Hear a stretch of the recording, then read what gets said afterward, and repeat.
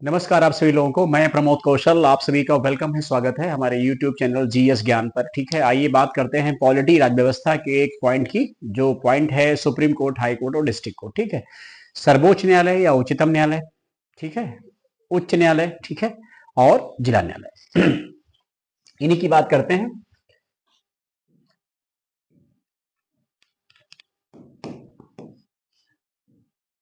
Supreme court,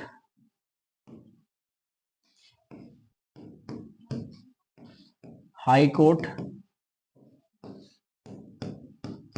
and district court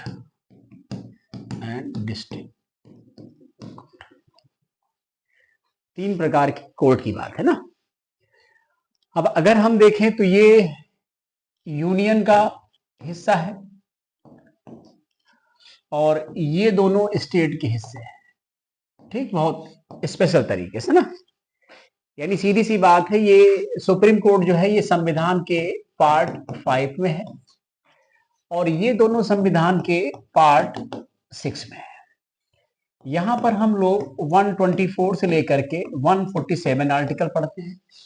यहां पर हम लोग 214 से लेकर के 237 आर्टिकल तक पढ़ते हैं।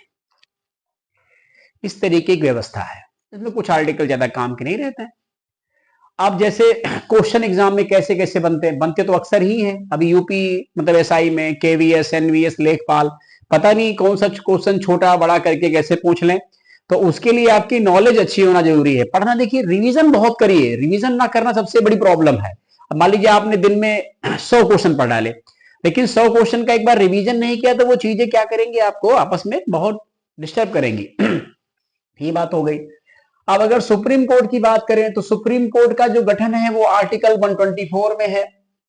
हाई कोर्ट की बात करें तो 214 में है। डिस्ट्रिक्ट कोर्ट की बात करें तो 233 में है। मूल आर्टिकल जो बहुत इंपॉर्टेंट है आपके लिए, आ सकते एग्जाम में। अब अगर हम सुप्रीम कोर्ट की पहले बात करें, भाई देखिए सीधा मतलब है, नियम यही करता है, मान लो कि किसी तहसील में, किसी गांव में, किसी कस्बे में कोई हादसा हो जाए, किसी ने किसी को गोली मार दी, तो जाहिर सी बात भारत के जितने भी डिस्ट्रिक्ट हैं हर जगह डिस्ट्रिक्ट एंड सेशन कोर्ट होता है। जिला और सत्र न्यायाधीश बैठता है, डिस्ट्रिक्ट एंड सेशन जज, तो वो हर डिस्ट्रिक्ट में होता है भाई जाहिर सी बात, उसे फांसी तक देने का मतलब अधिकार है, तो उम्र कैद फांसी दोनों दे सकता है, लेकिन उसकी दी हुई फांसी पर हाईकोर्ट की मोहर लगनी आवश्यक है। बाकी कोई समस्या नहीं है, जज ही है सारे। और अगर उसे लगता है डिस्ट्रिक्ट कोर्ट वाले को या जो भी उसको, जो व्यक्ति था जिसको जो पनिशमेंट मिला नहीं समझ में आया, तो हाई कोर्ट जाए, सुप्रीम कोर्ट जाए, लेकिन सुप्रीम कोर्ट का कोई व्यक्ति हाई कोर्ट नहीं लौटेगा, हाई कोर्ट का कोई डिस्ट्रिक्ट कोर्ट रिटर्न नहीं होगा। ठीक है, अब इसके अलावा एक क्वेश्चन और बहुत बढ़िया आता है, वो जो कहते हैं कि अभिलेख न्यायालय क्या होते हैं। अभिलेख न्यायालय, अभिलेख न्यायालय क्वेश्चन हमने पीसीएस जे में भी देखा, कई बार देखा हमने। Court of records, court of records, that means अभिलेख न्यायालय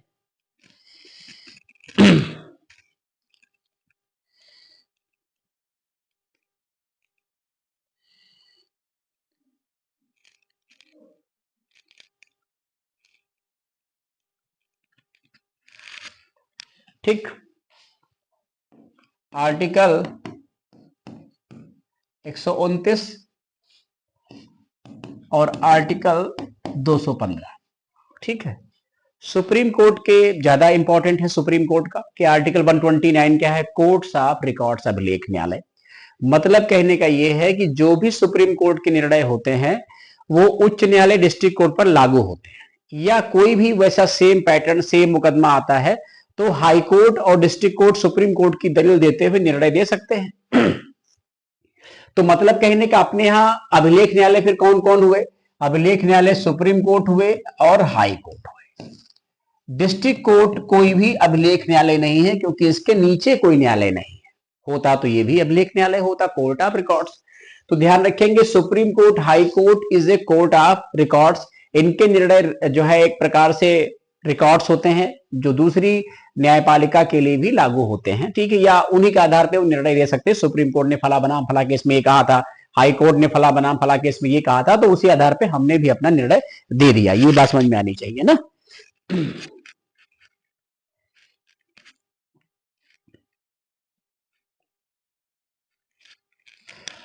और इनके अलावा तो एक अभिलेख न्यायालय वाला पॉइंट कंप्लीट हो गया आपका, अब समझ में आ गया होगा। थोड़ा सा हम लोग और अब देखेंगे पॉइंट्स को आगे, ठीक है। अब सुप्रीम कोर्ट की पहले बात करिए। तो सुप्रीम कोर्ट का मतलब है इसकी स्थापना 1950 में हुई, ठीक है। अगर हम जो है तो ऐतिहासिक तौर पे जाएं तो 1774 में सर्वोच्च न्यायालय की जो फाउंडेशन है, तो स्थापना है, वो अंग्रेज मतलब अधिकारी वॉरेन हेस्टिंग के द्वारा, वॉरेन हेस्टिंग के द्वारा, वॉरेन हेस्टिंग के द्वारा कलकत्ता में की गई, कलकत्ता में। ठीक है, बात क्लियर है। कई बार मतलब एसएससी में, रेलवे में ऐसे क्वेश्चन पूछे गए हैं कि सुप्रीम कोर्ट की स्थापना सबसे पहले कब की गई, कहां की गई और किसके द्वारा की गई। ये बात हमको नहीं भूलनी चाहिए। इनके अलावा अब इसके अलावा अधिकतम न्यायाधीश की अगर हम बात करें, ये क्वेश्चन कई बार यूपी टेट वगैरह एग्जाम में आया। अधिकतम न्यायाधीश, अभी हम सुप्रीम कोर्ट पे ही है तो सुप्रीम कोर्ट को ही समझेंगे। तो अभी देखेंगे तो इनकी संख्या है 34, इसे याद रखना है हम सबको। अब 34 में क्या सुप्रीम कोर्ट का सीजीआई शामिल है? तो बिल्कुल शामिल है। अगर आपको डाउट लगता तो आप ऐसे लिख सकते हैं। बात समझ में आई नहीं आई? 33 + 1, इसमें सीजीआई इंक्लूड है। 2019 में, ठीक है, इसकी संख्या जो थी वो 31 थी, इसको 31 से बढ़ा करके 34 कर दिया गया। जब इसकी फाउंडेशन हुई थी 1950 में, तब सुप्रीम कोर्ट की संख्या 7 + 1 = 8 ये थी ना।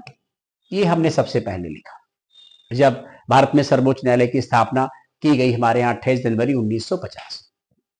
ठीक है, अब इसके अलावा क्या पॉइंट हो गया? अब क्वेश्चन एक और बहुत बढ़िया आता है कि सर्वोच्च न्यायालय में न्यायाधीशों की संख्या बढ़ाने घटाएंगे तो वैसे भी नहीं, क्योंकि आबादी बढ़ रही, वैसे बहुत सारे केस पेंडिंग है, तो जजों की संख्या कम क्यों करेंगे, बढ़ाएंगे। तो सर्वोच्च न्यायालय में न्यायाधीशों की संख्या में वृद्धि करने का अधिकार किसका है? न्यायाधीशों की संख्या में वृद्धि का अधिकार किसके पास है? तो ये ध्यान रखेंगे। इसमें ऑप्शन आपको राष्ट्रपति, संसद, प्रधानमंत्री, केंद्रीय विधि मंत्री या केंद्रीय कानून मंत्री, ठीक है, या खुद सर्वोच्च न्यायालय, ऐसे कुछ ऑप्शन आपको दिए जाएंगे, ध्यान देना है। तो इसका एक ही आंसर होगा संसद। ठीक है, ये बात आप नहीं भूलेंगे, संसद को ही इसकी संख्या बढ़ाने का अधिकार है। यही सेम कहानी हाई कोर्ट के वाले केस में भी होगी। ठीक है, हाई कोर्ट वाले केस में भी यही सेम कहानी होगी। इसके अलावा अगर हम देखें मतलब अगले पॉइंट को, ठीक है, तो अगर हम नियुक्ति की बात करें ना, तो अगर हम नियुक्ति की बात करें तो थोड़ा हमको ध्यान यहां पर देना है। जैसे हमने कहा कि अब फिर यहां आप कर लीजिए सुप्रीम कोर्ट और यहां कर लीजिए हाई कोर्ट। तो अगर हम नियुक्ति की बात करते हैं, अपॉइंटमेंट की, इस्तीफे की बात करते हैं, शपथ की बात करते हैं, ठीक है, वेतन की बात करते हैं, वेतन का निर्धारण कौन करता है इसकी बात करते हैं, डिटर्मिनेशन ऑफ द सैलरी, वेतन का निर्धारण, हटाने की प्रक्रिया, ये इतने सारे पॉइंट आपके एग्जाम में आ सकते हैं। ठीक है, अब आंसर क्या होगा? सुप्रीम कोर्ट के आधार पर सबसे पहले आप इसको देखिए, ठीक है, और यहां पर एक पॉइंट और कर लीजिए, कार्यकाल भी कर लीजिए, तो ये ज्यादा अच्छा रहेगा। कार्यकाल कर लीजिए ना। तो इतनी बातें आपके एग्जाम में कोई एक क्वेश्चन पूछेंगे, ऐसा नहीं कि सुप्रीम कोर्ट से ही सारा पूरा पेपर मतलब सेट करेंगे। एक ही क्वेश्चन पूछना चाहिए उनको न्यायपालिका से, या कभी कभार ऐसा होता है कि कुछ चीजें ऐसी होती रिपीटिशन में भी हो गई। तो नियुक्ति की बात करिए तो चूंकि सुप्रीम कोर्ट के जज है तो नियुक्ति कौन करता है? नियुक्ति करता है राष्ट्रपति। इस्तीफा किसको देंगे? ये राष्ट्रपति को। शपथ कौन दिलवाता है? राष्ट्रपति। अब जैसे ये भी ध्यान देंगे कि सुप्रीम कोर्ट में मुख्य न्यायाधीश जो है, सुप्रीम कोर्ट में जो मुख्य न्यायाधीश जो सबसे वरिष्ठ होता है वही मुख्य न्यायाधीश होता है। उसको शपथ राष्ट्रपति दिलवाते हैं। बाकी जितने अन्य जज होते हैं उनको शपथ कौन दिलवाता है? तो सुप्रीम कोर्ट का मुख्य न्यायाधीश। वेतन की बात करिए तो 2,80,000 जो है मतलब तो 1,000 रुपए और 2,50,000 रुपए पर मंथ। 2,80,000 समझ गए होंगे, सुप्रीम कोर्ट का मुख्य न्यायाधीश, बाकी अन्य जज। वेतन का निर्धारण स्वयं नहीं कर सकते हैं तो न्यायाधीश खुद अपना वेतन डिटरमाइन नहीं कर सकते। ये हटाने की प्रक्रिया भी क्या है? संसद के द्वारा। कोई इन्हें दूसरा व्यक्ति हटा भी नहीं सकता। कार्यकाल की बात करिए तो कार्यकाल इनका क्या होता है? 65 वर्ष की आयु तक। 65 वर्ष की आयु तक। ये बात समझ में। आइए सेम इसी प्रोसेस को हम लोग समझेंगे हाई कोर्ट में। हाई कोर्ट में देखेंगे तो भी देखेंगे क्या होगा। अब यहां पर आपको पता है नियुक्ति के लिए, तो नियुक्ति के लिए क्या होगा? अब आप गवर्नर के पीछे ना पड़िए, नियुक्ति कौन करेंगे? राष्ट्रपति। ठीक है, इस्तीफा किसको देंगे? राष्ट्रपति को। शपथ के माध्यम राष्ट्रपति है ना, तो यहां बच्चे बहुत सारी बहुत मतलब गड़बड़ी कर देते हैं, हड़बड़ाहट में नहीं जान पाते हैं। शपथ में भी राष्ट्रपति को वो ठोक देते हैं। भाई राष्ट्रपति शपथ में ठोक दोगे तो ये तो राष्ट्रपति इसका अपॉइंटमेंट कर देंगे, ये तो हर राज्य में पहुंच जाएंगे जहां पर इनका हाईकोर्ट बना होगा। तो अगर वहां पहुंच जाएंगे तो इनके पीछे पीछे क्या वहां राष्ट्रपति भी जाएगा? कहा अगर तुम रुक जाओ भाई, जरा शपथ दिलवा दे, फिर दिल्ली वापस चले जाएंगे हम। तो ये तो करते करते परेशान हो जाएगा। तो शपथ वाला जो कार्यक्रम है वो राज्यपाल के द्वारा है। लोग यहीं पर मिस्टेक करते हैं, यहीं पर सबसे ज्यादा गलतियां लोगों से होती हैं। मैंने ऑफलाइन क्लासेस बहुत पढ़ाई हैं, मैंने लोगों से सवाल जवाब बहुत किए हैं। आज भी जो हमारा विद्यार्थी जो हमसे पढ़ा है वो समझता है इस बात को, राज्यपाल के द्वारा। वेतन की बात करिए तो वेतन यहां कुछ ऐसे चलेगा। ये वेतन चलता है, मतलब 2.5 लाख रुपए और 2.25 लाख रुपए। मुख्य न्यायाधीश है हाई कोर्ट का तो इतना, अन्य न्यायाधीश तो इतना। वेतन का निर्धारण इनके मामले में भी संसद है, इनके मामले में भी संसद है। हटाने की प्रक्रिया यहां पर भी संसद है, दूसरा कोई मतलब नहीं बाहर कर सकता। कार्यकाल हम देखेंगे तो 62 वर्ष की आयु तक। 62 वर्ष की आयु तक। ये दो बातें हमको ध्यान देनी हर हाल में।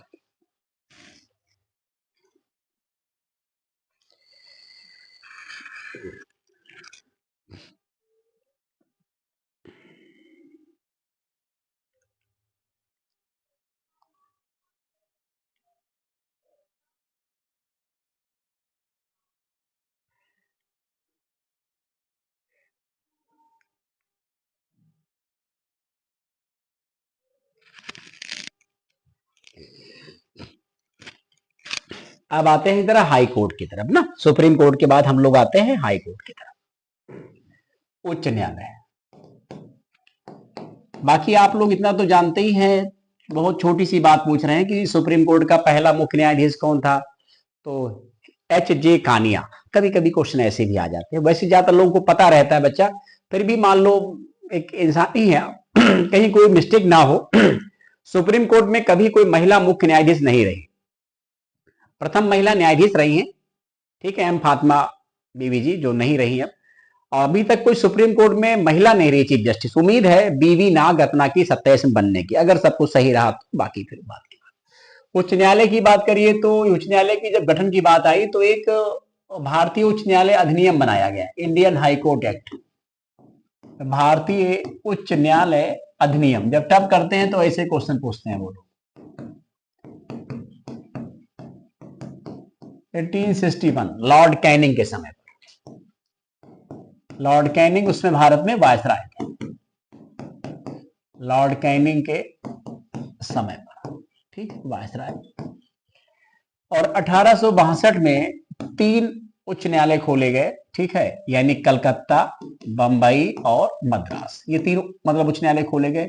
फिर भी अगर पूछते हैं कि भारत का प्रथम उच्च न्यायालय, प्रथम हाई कोर्ट, तो आप कलकत्ता हाई कोर्ट बताइए, कलकत्ता उच्च न्यायालय, कलकत्ता, राइट। फिर 1866 में इलाहाबाद उच्च न्यायालय की स्थापना की गई, आज भी इसका नाम यही है, इलाहाबाद उच्च न्यायालय। बाकी तो इलाहाबाद प्रयागराज हो गया, ठीक है।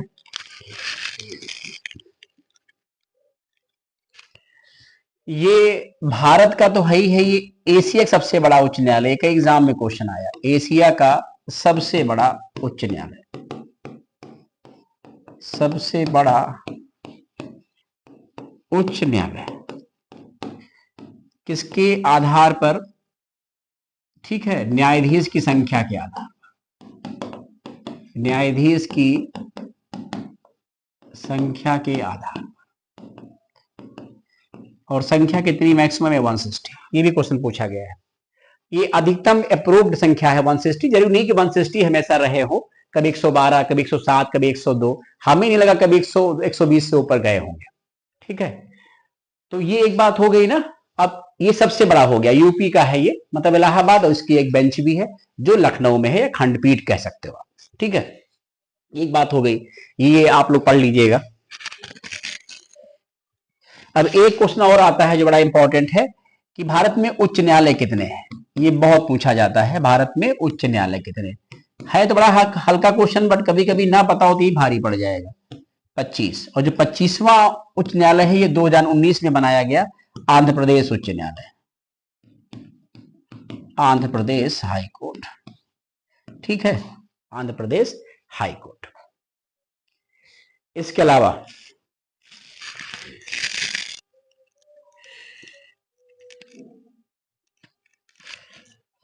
अब अगर हम बात करें आगे की बात, तो भारत में उच्च न्यायालय है कितने?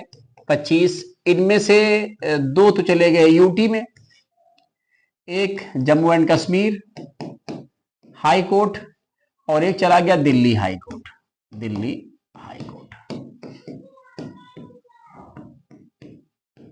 Delhi high court. दो ऐसे यूटी हैं जिनका अपना उच्च न्यायालय है। भारत में बचे कितने? 23 बचे राज्य, 23 राज्यों में उच्च न्यायालय है,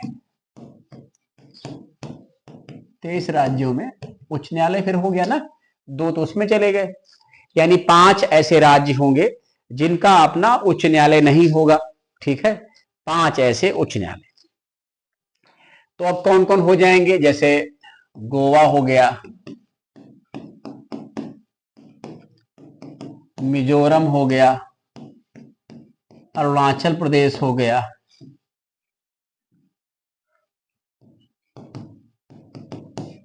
नागालैंड हो गया,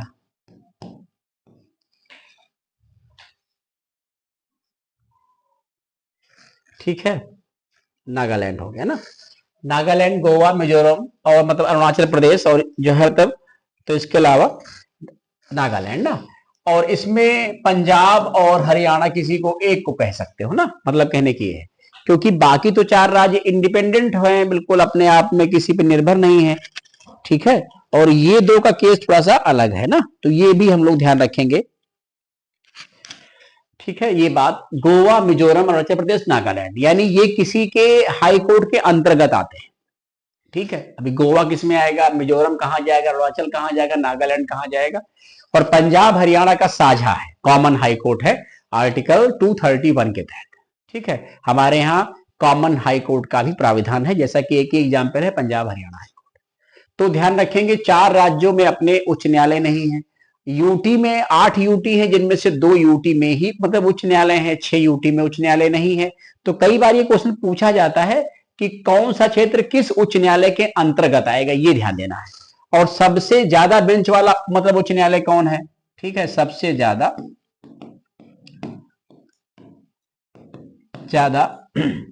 खंडपीठ वाला उच्च न्यायालय, खंडपीठ वाला उच्च न्यायालय,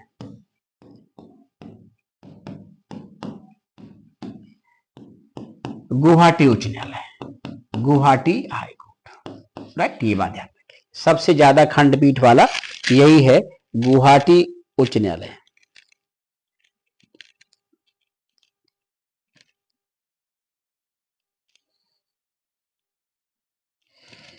तो अब इसमें हम लोग देख लेंगे, जैसे गोवा कहां चला जाएगा, गोवा चला जाएगा बंबई हाई कोर्ट, मिजोरम, अरुणाचल, नागालैंड ये कहां चले जाएंगे, गुवाहाटी में चले जाएंगे। बात समझ में आ गई नहीं आ गई? ये पूछेगा ना कि मिजोरम के लोग अपने न्यायिक अधिकारों के लिए किस उच्च न्यायालय जाएंगे, तो आंसर हमारा क्या होगा, गुवाहाटी उच्च न्यायालय, यानी असम। ठीक है, इसके अलावा कुछ और बातें हैं वो भी हम लोग देखेंगे। अब अगर हम यूटी की बात करें, अगर हम यूटी की बात करें तो यूटी कितने मेरे पास हैं? यूटी है 8 यूटी है। 8 यूटी में 2 का तो है, जैसे दिल्ली हो गया, जम्मू एंड कश्मीर हो गया, लद्दाख हो गया, अंडमान निकोबार हो गया, दादरा नगर हवेली एंड दमन दीप हो गया, चंडीगढ़ हो गया, लक्षद्वीप हो गया, लक्षद्वीप हो गया, ठीक है। और इसके अलावा क्या बच रहा है? दिल्ली, जम्मू कश्मीर, लद्दाख, अंडमान निकोबार या और दादरा नगर हवेली, अंडमान निकोबार, और कौन सा एक मतलब बच रहा है? चंडीगढ़ हो गया, लक्षद्वीप हो गया, अंडमान निकोबार हो गया, और इसके अलावा कौन सा है जो नहीं आ रहा? पौंडीचेरी हो गया ना, पुदुचेरी, पौंडीचेरी। इनको पढ़ लेंगे, ये अक्सर एग्जाम में आता है और बड़ा इंपॉर्टेंट क्वेश्चन है, कई बार हमने सिविल में भी देखा है। दिल्ली का अपना हो गया, जम्मू कश्मीर का अपना हो गया, बात खत्म। लद्दाख वाले कहाँ जाएंगे? ये जाएंगे जम्मू कश्मीर हाई कोर्ट में, जम्मू कश्मीर हाई कोर्ट में। अंडमान निकोबार वाले कहाँ जाएंगे? ये जाएंगे कलकत्ता हाई कोर्ट में। दादरा नगर हवेली दमन दीप ये कहाँ जाएंगे? ये जाएंगे बंबई हाई कोर्ट में। चंडीगढ़ वाले पंजाब और हरियाणा में जाएंगे। लक्षद्वीप वाले कहाँ जाएंगे? बहुत इंपॉर्टेंट है, केरला हाई कोर्ट जाएंगे, एर्नाकुलम। और पौंडीचेरी वाले जाएंगे मद्रास हाई कोर्ट। इतना जोर पढ़ लीजिएगा, काम खत्म हो जाएगा, ठीक है। तो ये बात समझ में आ जाएगी, ये मोस्ट इंपॉर्टेंट पॉइंट है, इनको पढ़ लेंगे तो आपके लिए सबसे ज्यादा बेहतर होगा।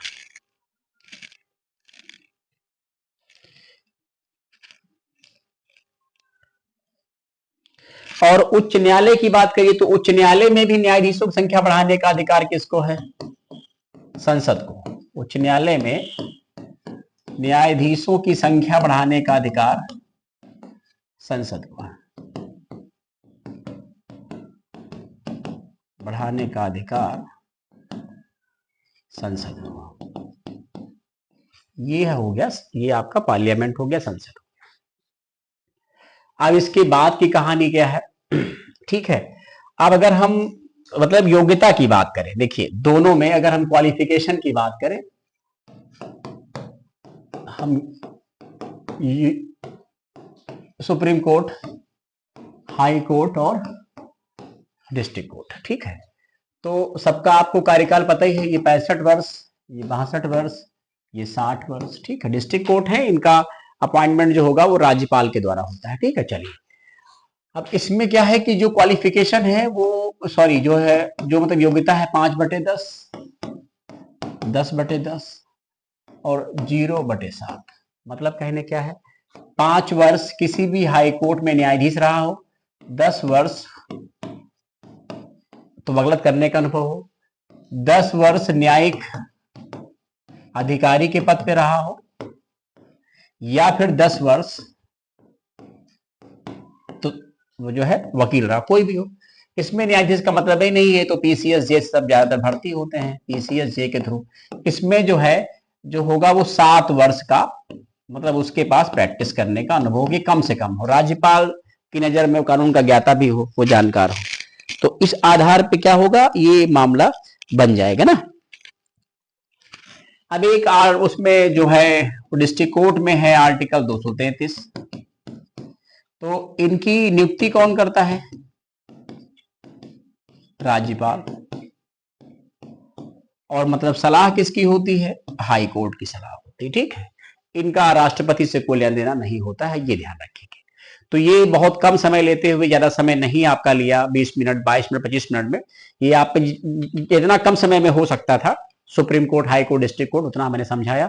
बाकी आप लोग पढ़ लीजिएगा, कमेंट करिएगा, बताइएगा सेशन कैसा लगा, ठीक है। बहुत बहुत धन्यवाद, थैंक यू सो मच।